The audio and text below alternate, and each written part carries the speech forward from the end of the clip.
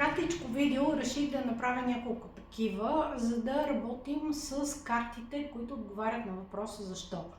Днешната тема е защо аз не работя или не откривам моето призвание. Сега ще изтегля една карта.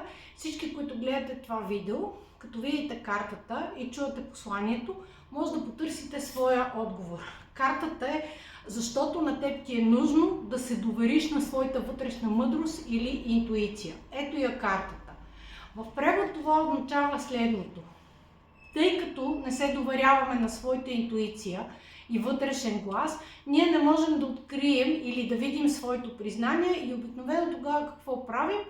Работим нещо, което не ни харесва, и дори много да ни плащат, ние се чувстваме нещастни, неудовлетворени, ядосваме се на колегите и на всички останали.